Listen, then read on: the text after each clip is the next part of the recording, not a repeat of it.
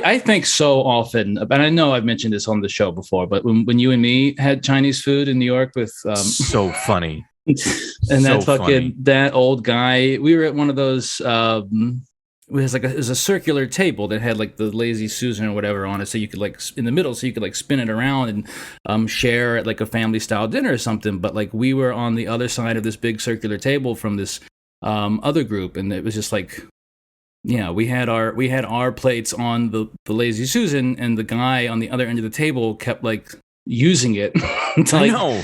Like you don't get to use it now. You're sharing it with somebody. You don't. You Exactly. You can't just do that and not think about you're moving our food away from us while you're doing this. Very strange, awful behavior. Yeah. People are strange when you are strange. What can you expect? Oh, and the mussels, and he was eating the mussels and piled the shells up on the table. And made a point to put it directly on the table, saying like, this is authentic. This is how you do it. Yeah. That might be the case, but there might be a reason why this is New York. Yeah, it's a little bit different. You know, the place is fucking filthy on the ground and stuff like that. Go do this outside. Would you grow up in a barn? I could go for some mussels, though. I'll tell you that much, man. Some that little nice white wine sauce with some garlic and parsley. I got food poisoning one time. I'm pretty sure it was from some mussels at a Chinese buffet, which I guess was my fault for eating them.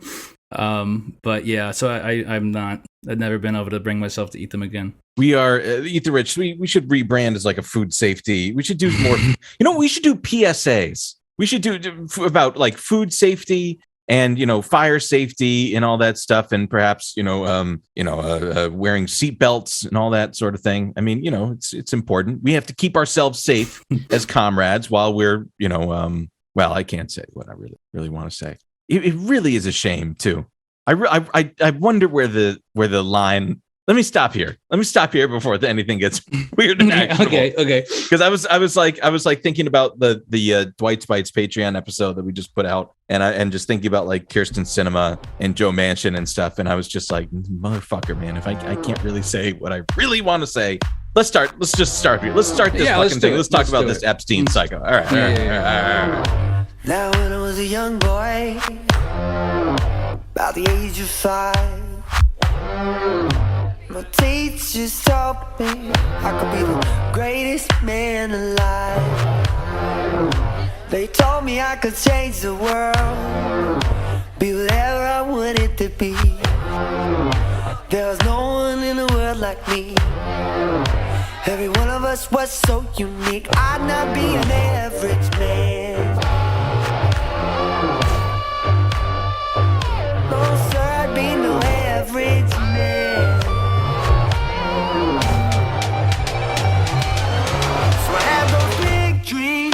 Welcome back, everyone, to Eat the Rich. This is a show about our political economy, late-stage capitalism, and the millionaires, billionaires, and multinational corporations hell-bent on staving off his death rattle.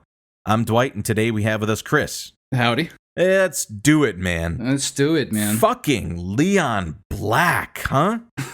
It's funny, and I didn't actually realize this until I posted something online the other day. I was like Googling stuff for researching this, and like when you Google Leon Black, like the suggested like questions were like people also ask, how Google gives you those. The first one was, how old is Leon Black? And then the second one is, what did Jeffrey Epstein do to earn $218 million from Leon Black? Which are great questions. And also what's funny is that when I posted that, somebody replied to me, and I didn't actually realize it until that person replied, but you watch Curb Your Enthusiasm, right? JB Smooth's character, Leon, his name is Leon Black. No shit. Yeah, which I wonder it's so if that's funny. intentional. Yeah, I don't know. It's really funny. Yeah, it's funny when you like are searching for Leon Black to look up information about this fucking shithead. Especially if you go to YouTube. Like if you go to YouTube and search Leon Black, it's all Curb Your Enthusiasm clips. Which shit. I watched a little Leon from Curb compilation to right in the middle of doing the research, so that was kind of nice. I mean, well, it's a nice little break from the awful exploitative and sickening child trafficking that were otherwise consumed by his legacy. So yeah, I mean, look, this the reason for this episode, obviously, not only is because of the fucking disgusting Jeffrey Epstein connection, but also, what ended up happening as a result of that connection, which was that Leon Black this year stepped down from as being the CEO of Apollo Global Management, which is this enormous private equity investment company that he started, and that he was that company for the entirety of its existence until his departure. And I want to say this off the bat, that this episode is, let's just call it like a little appetizer, a little amuse-bouche for the United Fruit Company episode. Yeah, there's a lot of threads here. Oh my God. There's so much here. There's so much like throughout his entire career, like the United Fruit connection, and obviously the Michael Milken connection at Drexel, Burnham Lambert, and then also the Epstein stuff. It's just a lot. Yeah, a lot of show favorites making appearances again on this one. Again, which is just like, it's like everywhere you turn. Again, if there's any other like measure that, our lives are controlled by an increasingly smaller amount of, families and wealth funds, basically. Right. Like this is a perfect example of that. Well, I suggested Leon Black for this week just because like recently, like I know, I'm trying to remember which one it was, but like several of the recent episodes that we've done, like as part of the research, Leon Black's name has come up in it, at some point. Exactly. And so I think let's get into this so we kind of understand why we're interested in this. For again, like we mentioned, all of the insane threads that this tugs on.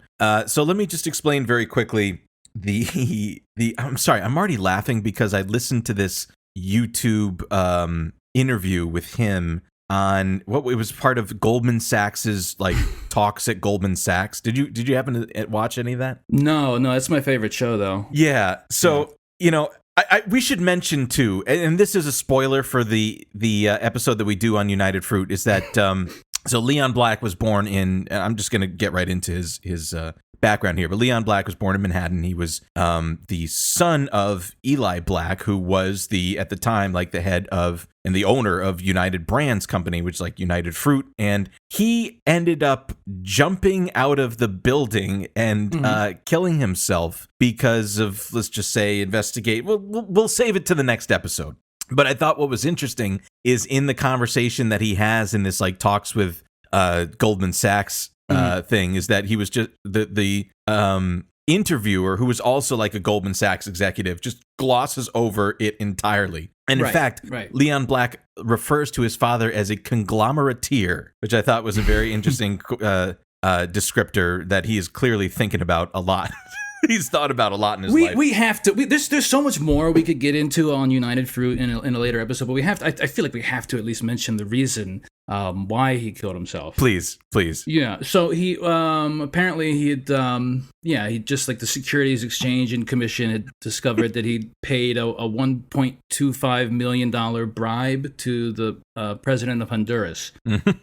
Yeah. So that was uncovered, and then he killed himself shortly after that. Yes. Yeah, and so even just like listening to Leon Black talk about his his origin. In fact, his father had tried his hand at being a rabbi and did like rabbinical studies, became a rabbi, but in Long Island for like only 3 years. And then, as in his words, he wanted to make money, and so he went to do exploitative monocropping in Central America. I guess any route is as good as any. But so his dad was that was his. That was his exploitative profession. And then his mom had she had some weird ties to the oil industry via his mom was the sister of a guy that started Bell Oil and Gas, which was ended up being in Tulsa in Oklahoma. So it was like a very moneyed family that went into, like, let's just say, extremely exploitative businesses. And ultimately, he talks fawningly about his relationship with his father and their mutual love of philosophy and Shakespeare, which I thought was just like, it's so weird, again, that like these people's legacies are reduced down to like, hey, what did they do in the fucking 2 hours that they were at home with their family versus, the other 12 hours that they were in the, in the boardrooms signing the deaths of like, paramilitary squads to go kill like union representatives and shit like that. And he said, my father, we used to discuss philosophy, and that was really fun. He imparted his love of Shakespeare And that's why he says he went to Dartmouth to study philosophy, which he did. And he ultimately went to Harvard University to get his MBA. And then, so I will leave that as the kind of like precursor to him going into Drexel Burnham Lambert. But beforehand, I mean, I should say that he had tried to go for Lehman Brothers, but didn't get into it. And it was interesting too. Like I was reading from that article where this was like a Bloomberg article. Again, this is really funny because it was from January 2020. And this was before, a year before basically he would leave because of the Epstein thing. And they talk about the Epstein thing tangentially, which we'll get to later. But it says here, he interviewed at Lehman Brothers only to be told he didn't have the brains or personality to succeed on Wall Street, which again is like a very kind of PR company crafted thing to say, right? To say like, well, despite being turned down, sure, because like look at he triumphed and overcame the adversities from being called an idiot by some guy on Wall Street. So ultimately, he was through a family friend introduced to Fred Joseph from Drexel Burnham Lambert, and to that. Chris, let me turn it over to you to explain a little bit about that relationship there. Yeah, absolutely. So in 1977, Leon Black starts working at the investment bank Drexel, Burnham, and Lambert, where he stays through 1990. He's the head of mergers and acquisitions. Now, Drexel, Burnham, and Lambert may sound familiar to you because this is the firm where Michael Milken developed the high-yield bond market, the junk bond market, which funded a lot of the hostile takeovers of the 1980s and eventually, in part led to the savings and loan crisis. Leon Black would be essentially Michael Milken's right-hand man at Drexel, and in a lot of cases was the person who found the targets for Drexel's corporate raiders. And he would be at the firm, all the way through the 80s up until it went bankrupt in 1990. In 1989, Michael Milken was indicted on 98 counts of racketeering and fraud. He was accused of, among other things, insider trading, stock parking, which is concealing the real owner of a stock, tax evasion, numerous instances of repayment of illicit profits, basically running this huge, organized crime enterprise. Milken would go on to plead guilty to 6 counts of securities and tax violations and serve 22 months in prison out of a 10-year sentence. Leon Black comes out of it totally unscathed. No criminal penalty for him for anything that he did there in his time at Drexel. And we did do a Michael Milken episode, apparently. I was going to suggest that we do one here, but apparently we already did. I know. So I guess listen to that if you want to get a little bit more into the weeds about Drexel Burnham Lambert. But I'll give a broad kind of overview about what happened at Drexel. And I guess a good place to start would be to kind of give a bit of an explanation of what exactly private equity is and how they were using it. Because Drexel Burnham Lambert, they were using these. They were a private equity firm. They were using this private equity to do these leveraged buyouts, and a lot of this kind of jargon can be very opaque, probably by design, a lot of this sort of financial stuff. So I guess the question is what sets a private equity firm apart from other investment banks? What specifically was the kind of thing that they were doing? It's different from. It's not like a hedge fund. A hedge fund is usually going to be primarily investing in currencies and shares and debt securities, stuff like that. Whereas a private equity firm is going to be buying companies. They're going to be raising private equity, raising the money to buy other companies, but not quite like venture capitalists either. Whereas a venture capitalist might invest in a company to then take an active stake in its growth and develop it and stuff like that and turn a profit that way. The private equity firm is buying the business through a leveraged buyout, meaning that the majority of the money for the buyout is coming from loading the company that's being bought down with debt. Isn't this so insane? It's so insane. How is it fucking legal? Oh man, I don't know. Apparently, it's barely legal, and it definitely pushes the boundaries of illegal. There's a lot of like loopholes in the tax law, and I'll get into in a minute. Have been kind of closed up since this time. Jerome Kohlberg, who we've also talked about, he was the one. He was the one that like pioneered this. Yes. And there were like some like certain like tax loopholes that he took advantage of that like the government then closed up, and then like Michael Milken started like expanded it and using the junk bonds to do it, and like then he found some loopholes that they did and had to close up. But like basically they load the company that they're buying down with debt. They buy the companies and structure the acquisition like a mortgage. Right. And the private equity firm is usually they're only like the cash that they're putting down is like they're not putting down all of the cash. It's usually like 30 to 40% of the purchase price. For Drexel, in a lot of cases, it was a lot less than that. And then they have the firm that they're buying take out a loan for the rest of the purchase price, then like making them responsible for repayment of that debt. And then typically what they do at that point is strip the company for parts, sell off the assets that aren't profitable, usually lay off a lot of workers / benefits, and then usually try to sell the company within 5 years to turn a profit on it. And everybody else is left holding the bag in that kind of situation. As long as the private equity firm can refinance or like turn around and, they try to sell off their holdings before the loan payments become due. And it kind of like, it's kind of this juggling game to, avoid bankruptcy and trying to, get this company stripped down and unloaded within ideally 4 to 6 years, 5 years or so. And when you say like, everybody left holding the bag, what, as an example of that is like, people with their pensions, right? The pensions that are vested in that company and shit like that. That gets, especially in like bankruptcy court, that's like easily one of the first, creditors that just gets fucking written off, right? You're just not getting those pensions back. Right. And the private equity firm, they get all their fees on the front end. Like they they get all their money at the front of the deal. So they make it out fine. They have absolutely no concern about the long-term health of the company that they're buying or its long-term profitability or the people who work there or the communities that the company may be based out of that may employ a lot of people. I mean, they really do a ton of damage when they grab these companies up, strip them for parts, and then lay a bunch of people off and sell them off. And that's what they do to make this money. Really, I mean, the most awful, like in an awful, predatory, shitty industry, like the worst, like the very worst part of it, probably.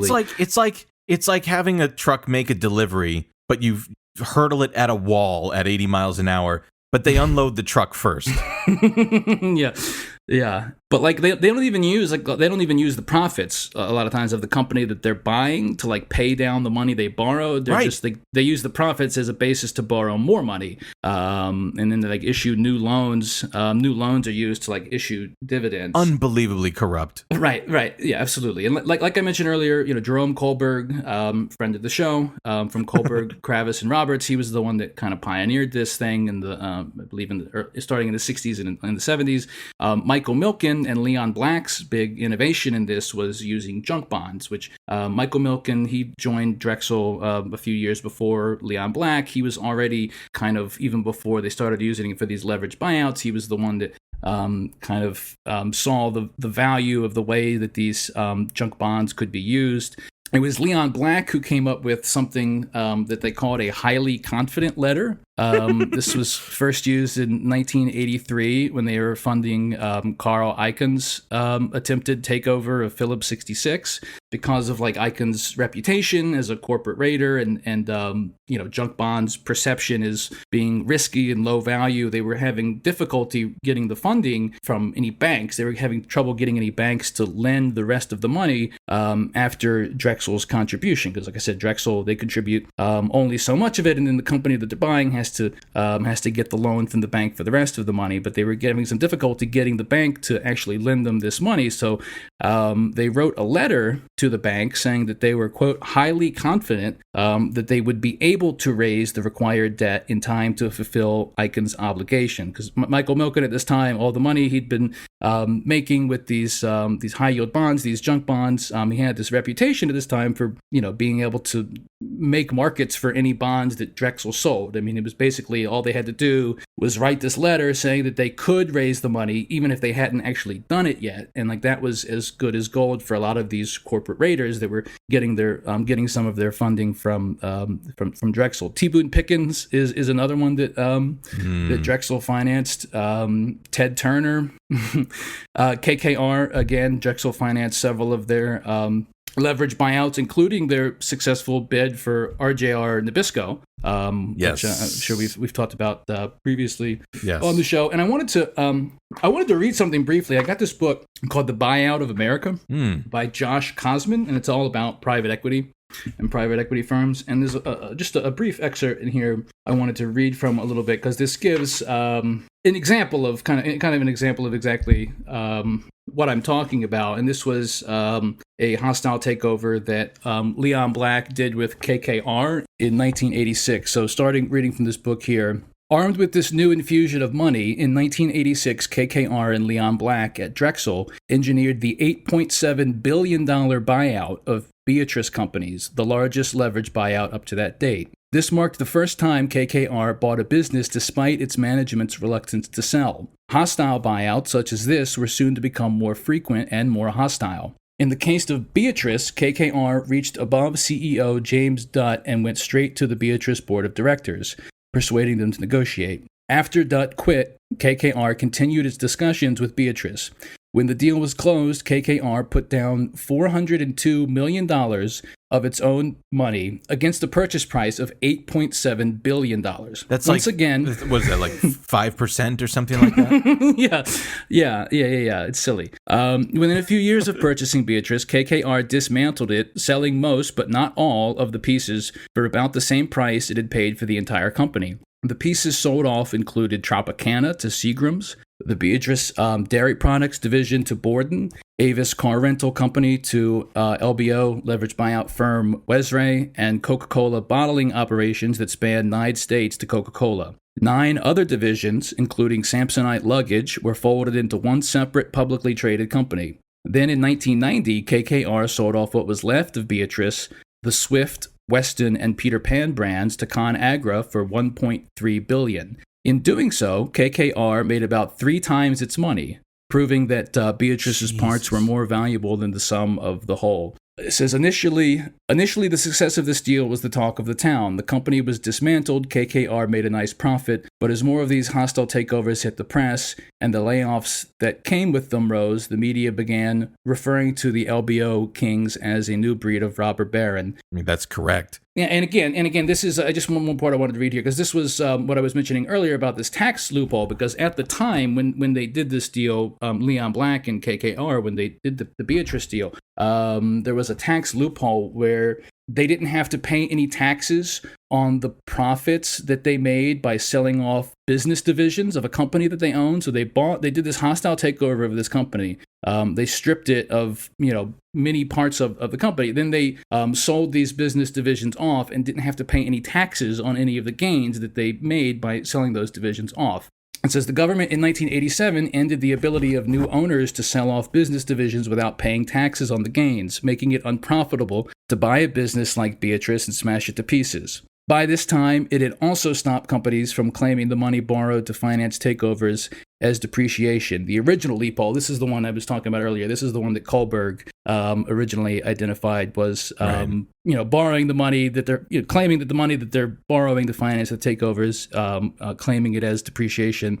But it says even these actions did not quell the growing fear in executive offices that someone at KKR had identified their company as the next takeover target. So by doing this kind of business, they were kind of making a lot of enemies, specifically with other firms and other Wall Street firms. And by doing these kind of hostile takeovers, ironically, one of the leverage buyouts that they funded, it was one of the ones that T. Boone Pickens was doing in the early 80s. Yeah, so the company that they were trying to take over was called, I don't even know how to pronounce this, Unocal, Unocal. I'm not exactly sure what that company is. Sure. T. Boone Pickens was trying to take it over. I believe the corporate raid failed. That company's investment bank at the time was the firm called Dillon, Reed, and Brady. And by 1990, Nicholas Brady, who was one of the partners in that investment bank, he was the Secretary of the Treasury. So when Drexel was falling apart in like 1990, and they really needed, like, their last option was a government bailout. Yep.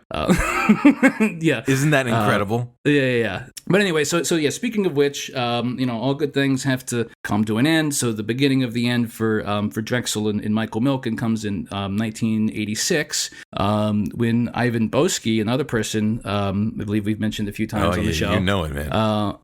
Another longtime client of Drexel. He pleads guilty to SEC charges of insider trading, and agrees to cooperate and provide information about his dealings with Michael Milken. The government starts subpoenaing witnesses and preparing indictments. Rudy Giuliani is at this time the U.S. attorney for the Southern District of New York. Love it. And he begins, like, putting pressure on Drexel to give up Milken and take a deal, or like they're starting to threaten RICO charges for the firm.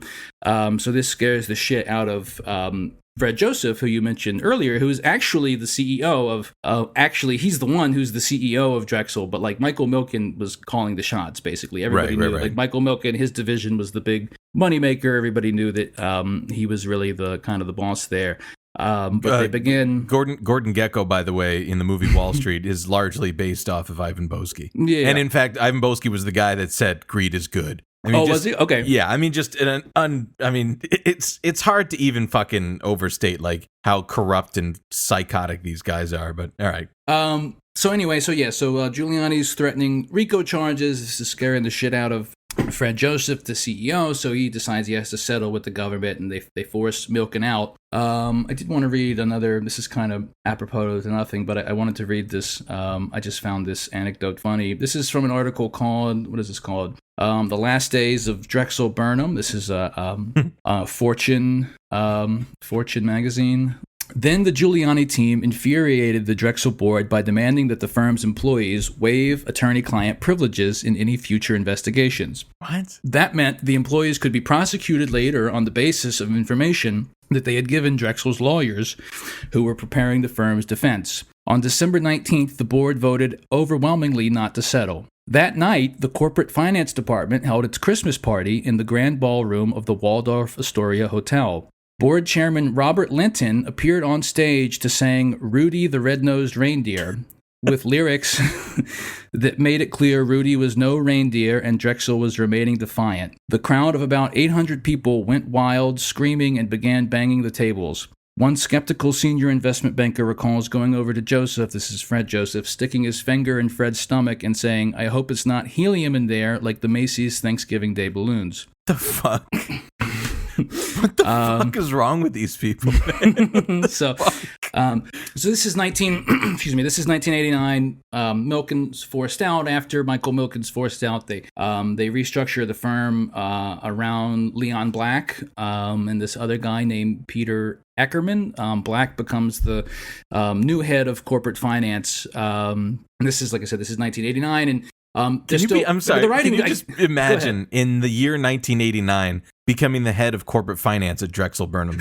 Yeah, that's exactly unreal. Yeah. That's what I'm saying. The writing's on the wall at this point, but they're trying to kind of do what they can to save the company, which is try to restructure it around Leon Black, but to try to keep certain employees on the payroll, including Leon Black, Peter Ackerman, and another guy named John Kissick, who is the guy that gets Michael Milken's old job as the head of their high-yield junk bond department. So Fred Joseph, the CEO, in order to try to keep them on the payroll, guarantees them that their bonuses for 1989 will be equal to at least 75% of their bonuses in 1988, which had been huge, but largely because of the RJR Nabisco deal with KKR. And I wanted to read another brief excerpt from this this Fortune article that I found pretty funny about the bonuses here. Joseph was determined to keep Ackerman, Black, and Kissick, even at the risk of paying them so much that he became, in effect, their subordinate. In April 1989, he agreed to give Ackerman at least $100 million as a reward for his performance in 1988 and for helping sell the RJR Nabisco bonds in 1989. In addition, Ackerman and Black were told that the more deals they brought in, the higher their bonuses. When rumors got out about the special arrangements Ackerman, Black, and a few others had negotiated, morale took another nosedive. A former member of the Drexel board jeers, "The key to success was being a pig." To allow his other investment bankers to vent their anger and envy, Joseph brought in a psychologist named Ned Keenan, who is used by many companies, including KKR. What did employees tell Keenan? According to a former top investment banker, they said that everybody hates Peter and Leon. That's so good. That's so good. By the way, that bonus in what was it, $100 million or whatever? In today's dollars, about $250 million. It's about like $225 million in today's dollars. Just unconscionable.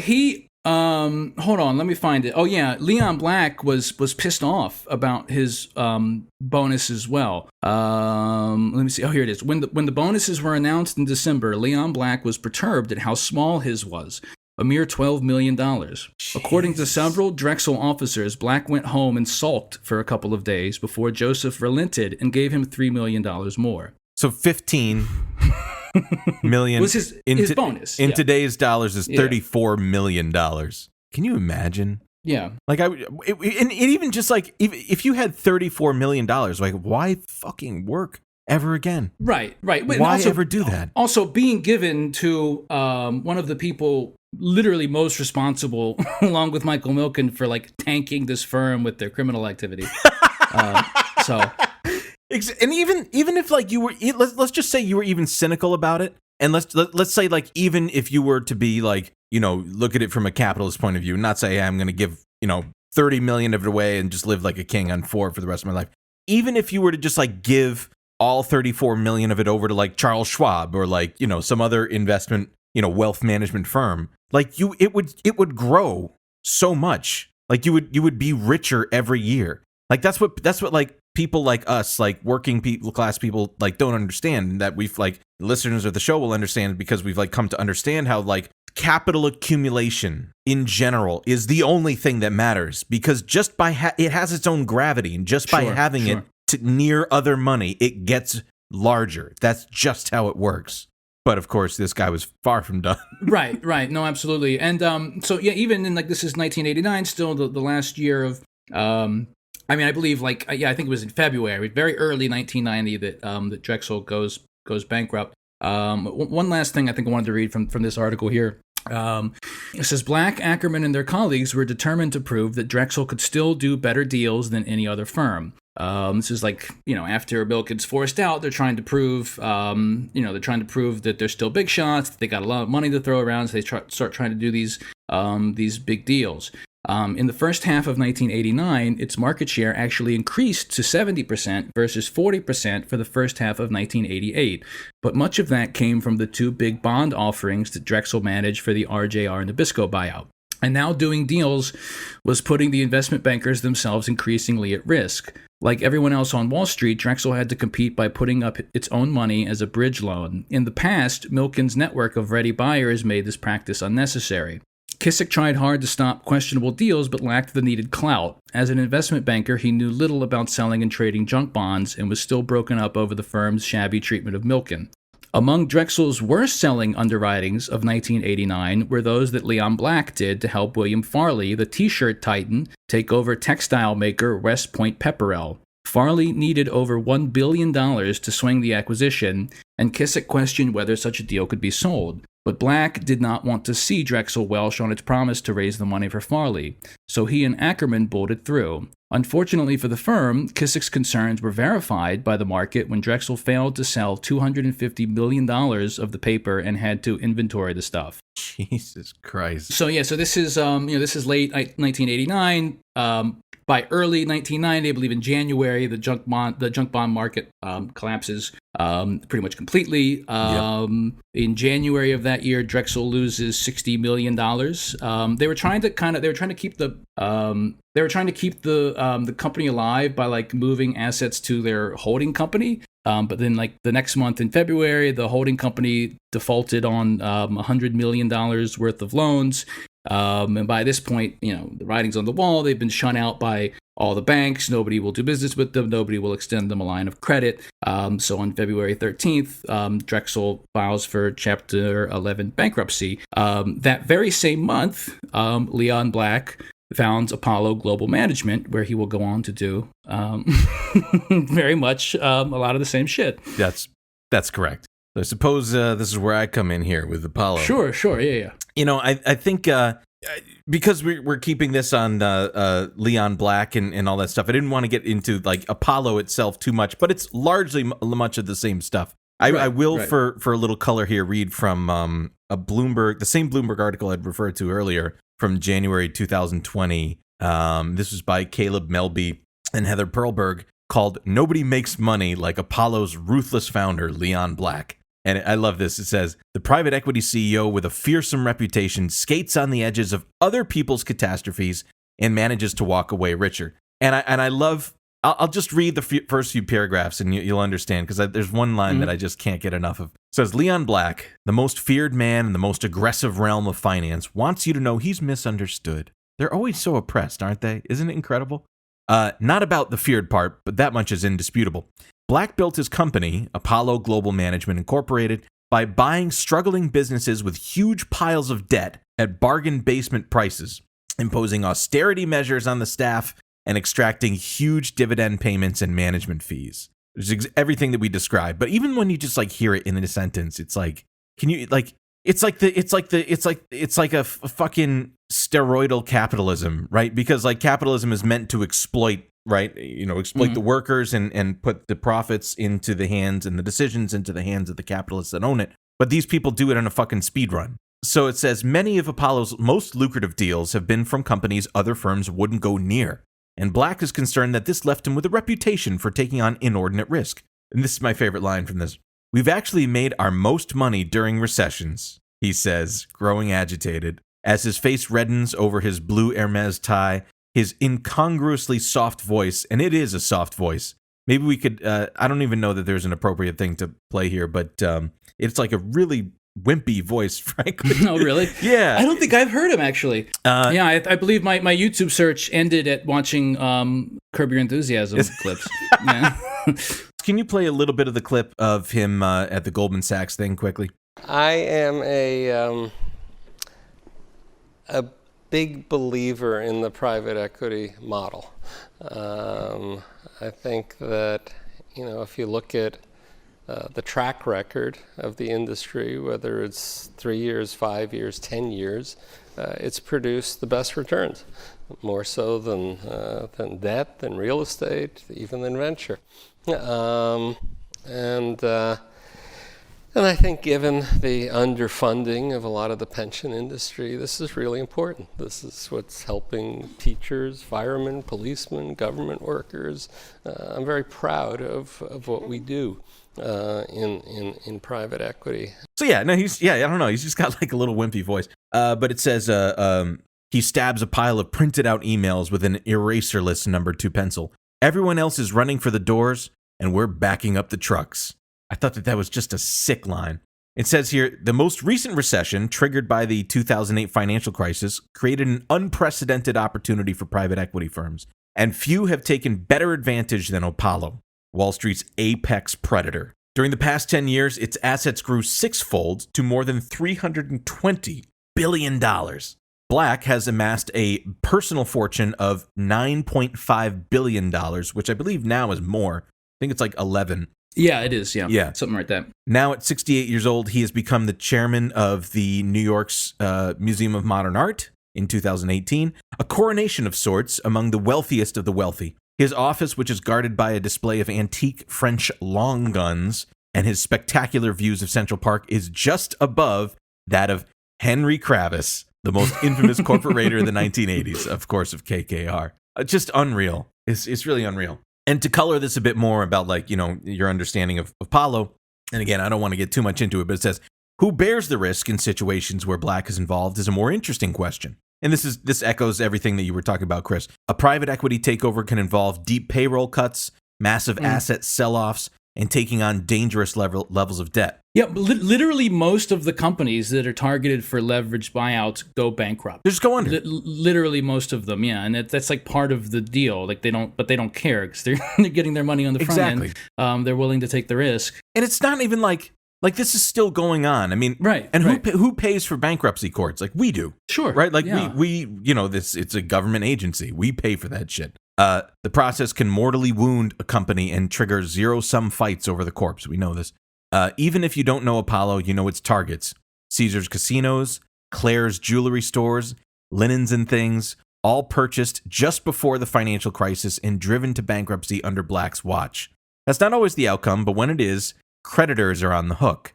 Apollo. They bought up Vail ski resorts as well. Really? In 1997, yeah, they bought up 3 ski resorts in Vail, Colorado, and they tried to they more than doubled the price for seasonal lift tickets after they did that. Fucking hell, huh? That's so fucked up. So this is what we wanted to talk about, right? Leon Black and his infamous Jeffrey Epstein connection. And I'm going to read this. Go ahead. One more thing. I wanted to mention one more thing briefly about Apollo, because I found this out of that Buyout of America book. I didn't see this kind of stuff anywhere else. There's a division of Apollo Global Management called Apollo Real Estate Advisors. During the during the housing boom in the mid 2000s.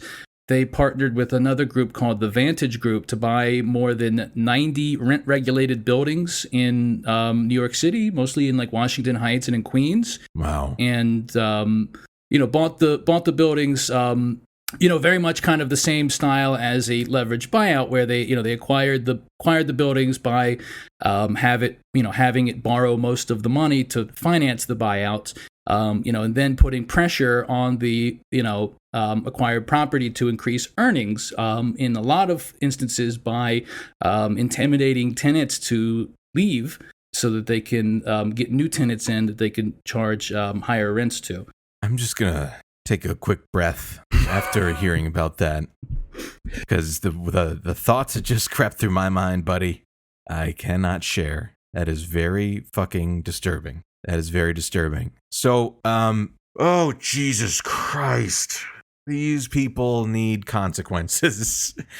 So let's focus on the Epstein connection here with Leon Black. And I'm just to segue into it, I'll keep reading here this next paragraph of this Bloomberg article. It says, in this way, yes, Apollo is one of the least risky bets out there. But widen the lens and you'll find that Apollo and Black have spent decades skating on the edges of other people's catastrophes. Those with money in Apollo's funds were given a disturbing reminder of this in July when Jeffrey Epstein, who'd served on the board of Black's family foundation, had been known to visit Apollo's offices pitching personal tax strategies, was arrested on federal sex trafficking charges. Black's deputies at Apollo scrambled to distance themselves. Via its spokesman, Black and his co-founders deny this, but some of the firm's biggest investors quietly wondered whether their money was still in good hands. Lawyers combed through internal emails and other documents to ensure that Epstein hadn't invested in Apollo funds. The firm maintains that he hadn't. After Epstein was found dead in his Manhattan jail cell a month later, former Apollo employees joked darkly that his death had made Black's life easier. So what happened here? And what was going on with between Epstein and Leon Black? Leon Black, in summary, what Leon Black says was like the main purpose of their entanglement together was that Epstein was like particularly good at avoiding taxes.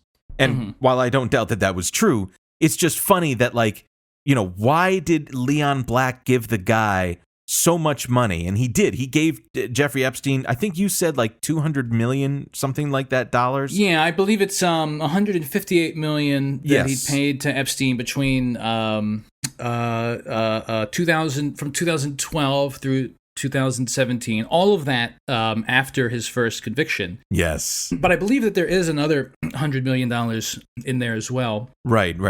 And I'm reading here from a Financial Review article. It says, what billionaire Leon Black got for paying Jeffrey Epstein $158 million. I love the sublead here. It says, the pedophile's knowledge of the tax system and skill managing the affairs of the ultra-rich helped the Apollo co-founder save up to $2 billion. So even again, like in a capitalist sense, like it was a return on investment on that, on that arrangement.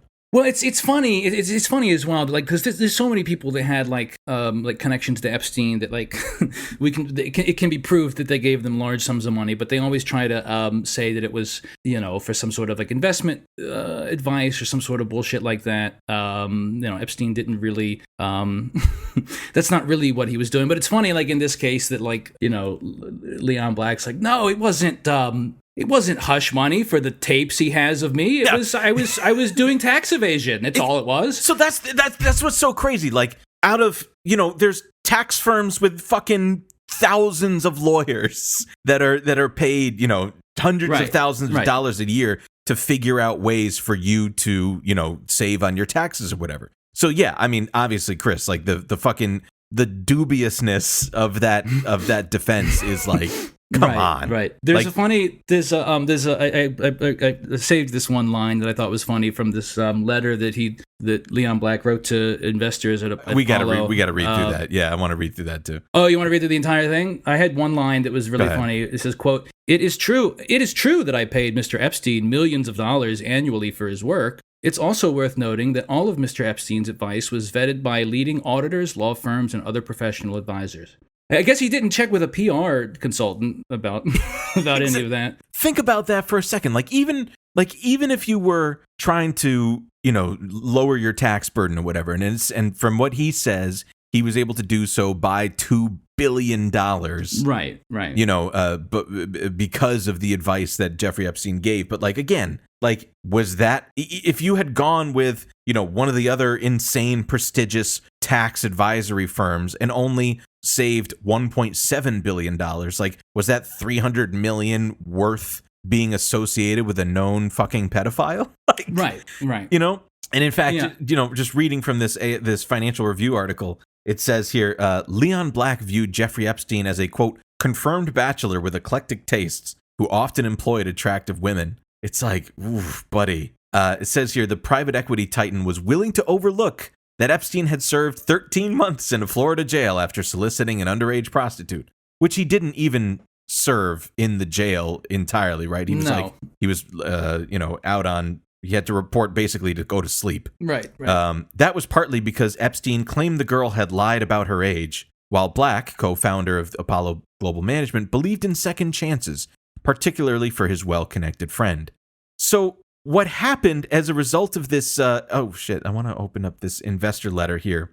So like you were talking about, Chris, this was in October of last year. In October of 2020, Leon Black, the chairman and chief executive officer for Apollo Global Management, sent a letter to all of his major investors where he tried to explain his relationship with Jeffrey Epstein. And even I'll just read the first paragraph so you get a feel for it. It says, in July 2019, I wrote to you to address my relationship with Jeffrey Epstein, given the intense media coverage at the time.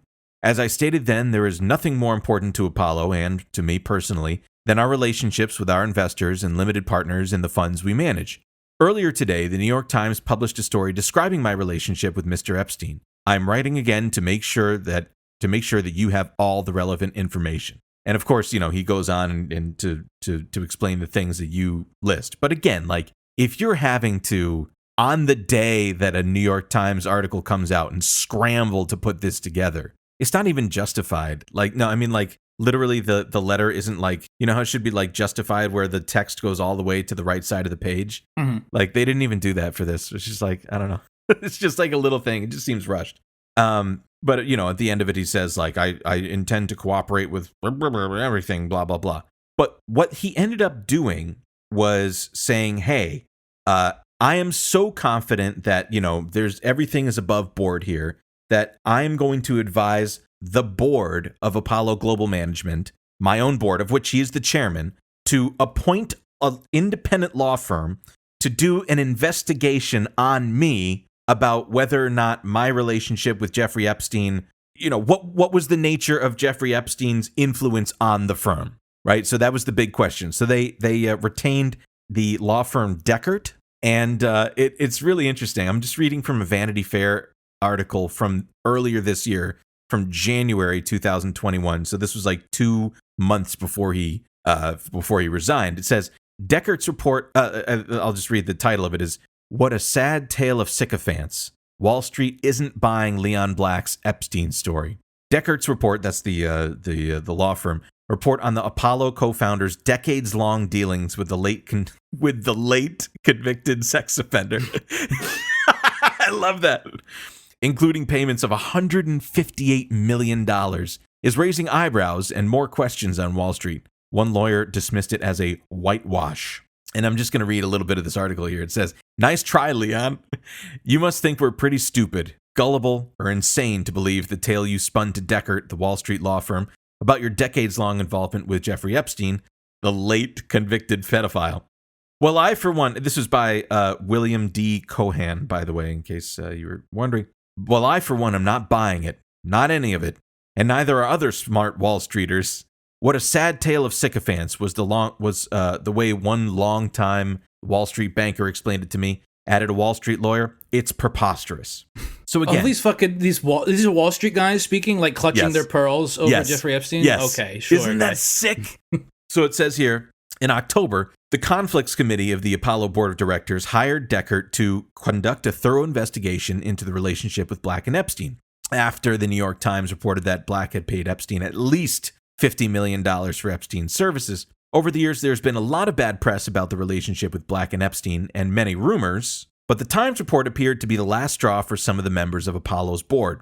The Conflicts Committee comprises Michael Ducey, its chairman, a consultant and something of a professional board member, Buzzy Krongard, the former CEO of Alex Brown and Sons, the defunct investment bank, and he was, by the way, the former executive director of the CIA. Hell yeah. Yep. And Pauline Richards, a former insurance executive and, like Ducey, a professional board member.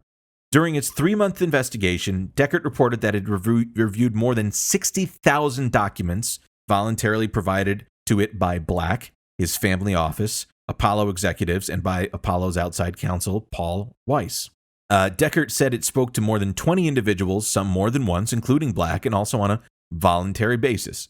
Deckert did not have the ability to subpoena either documents or witnesses. So again, this is ostensibly like a fucking softball way to go about this, right?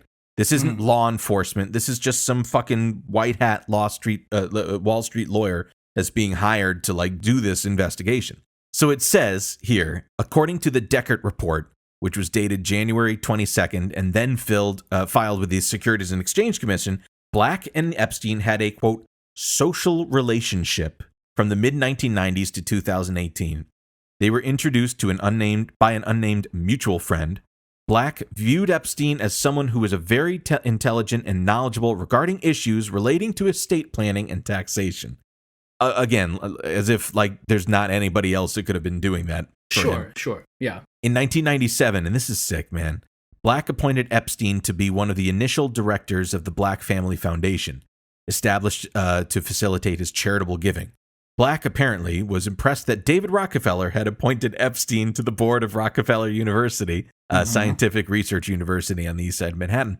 According to the Deckert report, Black's understanding was that, quote, Epstein was extremely knowledgeable about science and technology, as well as a strong proponent of scientific research and development. What a fucking fraud, huh? What a con man.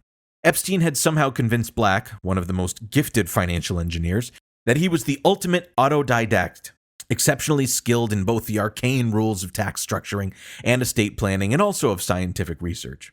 Again, a guy that, didn't finish college. Not that that's necessarily a measure of fucking, smarts or whatever, but it's just funny that in this realm where like, you know, it's you have to go to Harvard Business School to be in their fucking club or whatever. There's all in addition to that, there's like literally no proof that he ever was any kind of financial advisor or anything. Like there's nothing published. There's no records of that. Exactly. That's what they all say. That's like the convenient reason why all these people gave him millions of dollars. But there's no proof that he actually did any work for any of them or anybody else. Exactly. So what's happening now, right? The pressure is rising. The pressure is rising, right? I mean, Big time. This has been talking, you know, Wall Street and whatever have been talking about this for a few years now. It's clear that there are, you know, there's New York Times articles, more and more coming out about Leon Black. I remember these things coming out, and I remember like hearing his name more and more. Well, there was a Vanity Fair article like a week ago that said that he's being investigated by prosecutors like in Manhattan. Even better. There's been two women, one in June and I believe one just in September, that have come forward with lawsuits against him, claiming that he raped them at Epstein's townhouse. Jesus in 2002, Christ. I believe, and then in 2014. Yes. And apparently now it is being investigated criminally. And thank God, right? But like at the time, you know, Apollo Global Management is Leon Black. So why did he resign?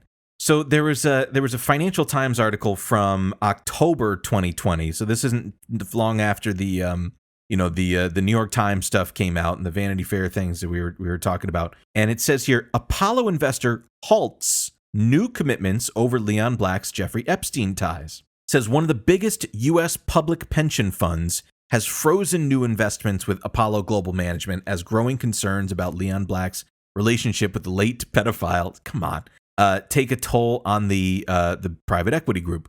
The Pennsylvania Public School Employees Retirement System said that it had a discussion with Apollo last week following reports that Epstein had received, you know, millions in payments from Black since 2008, when Epstein was convicted for soliciting sex from a minor.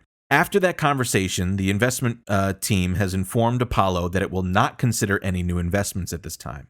The Pennsylvania Fund is among the biggest backers of private equity funds in the world and contributed $225 million to the New York firm's latest buyout vehicle, according to the data provider PitchBook.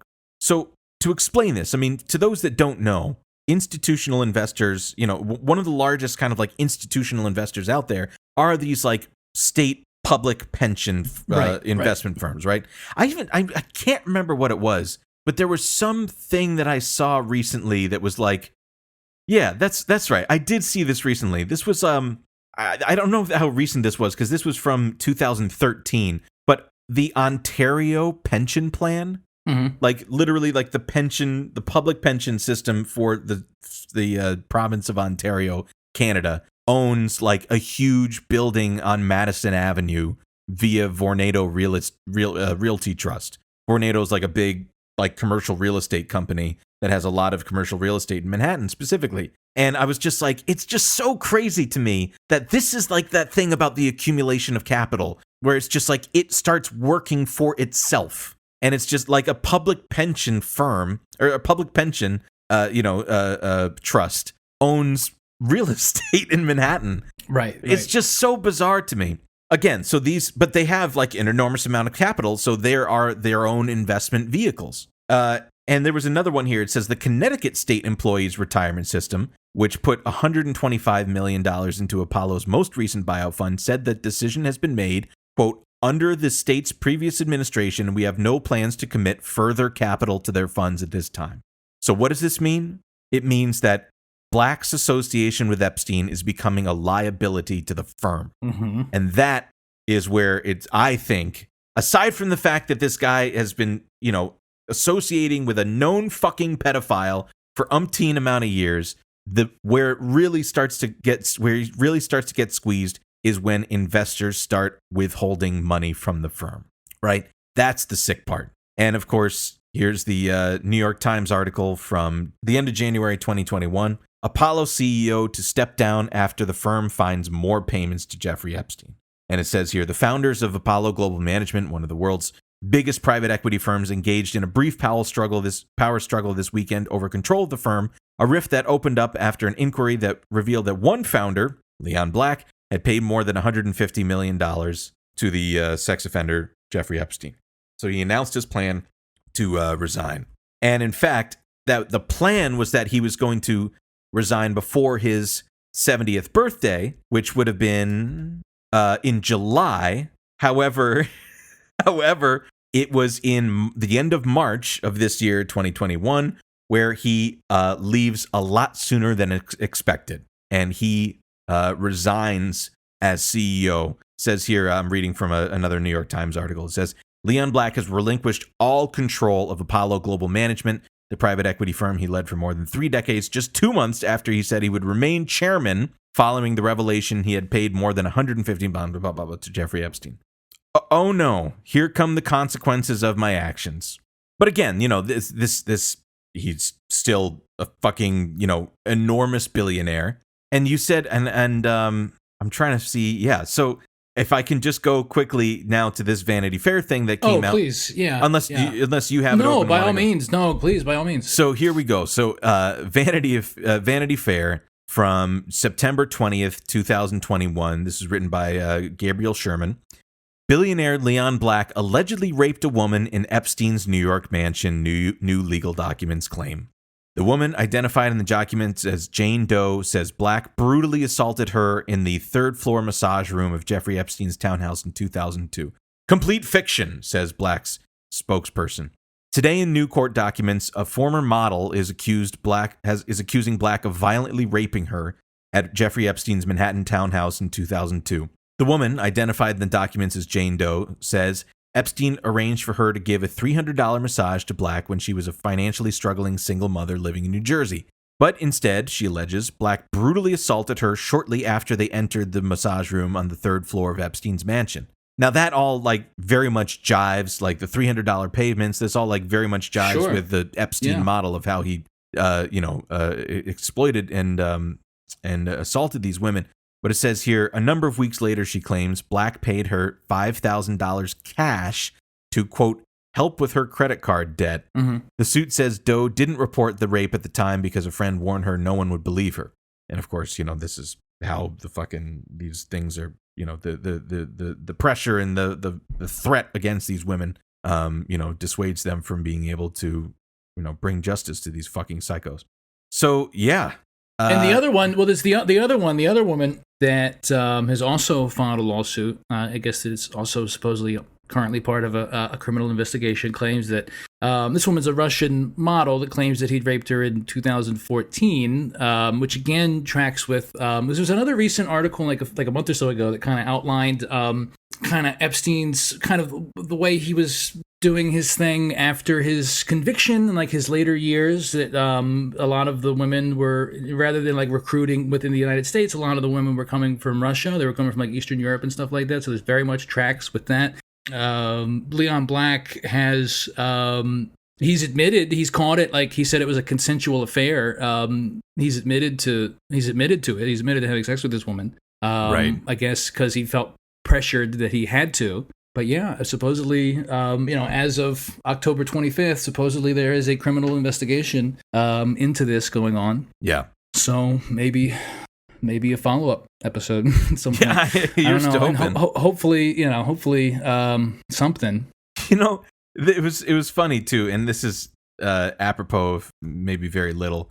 But I wanted just to see, there was one just fucking weird, just going back in time a little bit. Fucking weird story about Leon Black. It said, I'm going back to that Bloomberg article that it was talking about, it was just this kind of profile on him. And they were talking about Jeffrey Epstein. And it says, while Black and Apollo representatives say Epstein never invested in Apollo funds, the extent of Black's financial ties with him may not be fully known. In one instance, Black persuaded Epstein to invest in a struggling muffler manufacturer run by Black's Boston roommate, Bengt Odner. Shares in the company tanked in 2000 after a major shareholder paid for a purportedly independent research report that called the product, quote, revolutionary, then sold his entire holding. Odner was in need of a cash infusion. He insisted to Black that the muffler was so technologically advanced you could safely inhale from the tailpipe. And Black, in turn, took the deal to the science-obsessed Epstein. By 2011, 11 years later, Black's 2 sons and 2 executives were from Apollo were on the muffler maker's board, and one of Epstein's companies was among its biggest shareholders. So I just said that as an example because I'm just like, given what we're learning about, these allegations of, sexual assault from Leon Black, with women that are trafficked via, Epstein's, insane apparatus of rape. It's like, it's so clear. Like he was giving him money because this is what he was engaged with. And it was either exploitation or blackmail, and however the fuck Jeffrey Epstein did it with these, psycho billionaires or whatever. But it's just so fucked up. And I mean, if you were truly like sickened and horrified by these allegations, the way like Leon Black pretends to be, you probably wouldn't have given $158 million to somebody that you knew was a convicted pedophile. It just it makes you think, doesn't it? They just always think they're going to get away with it, And unfortunately, they usually do.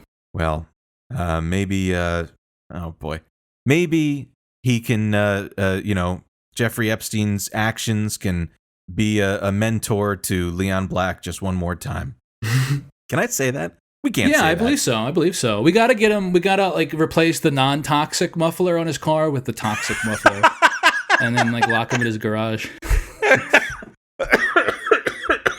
Oh God! All right. Well, I think we've made our point about Leon Black.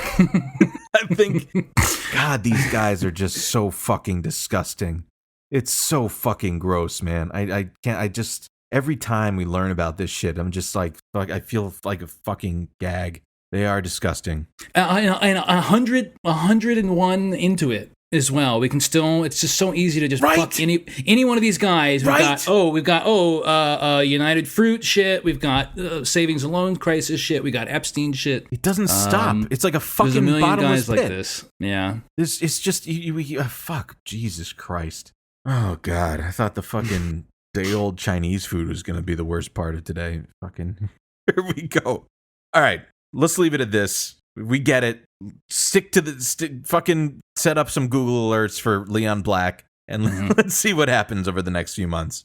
Shall we call it here, buddy? Yeah, man, that's good. All right, folks. Till next time. Good night. Stay cool.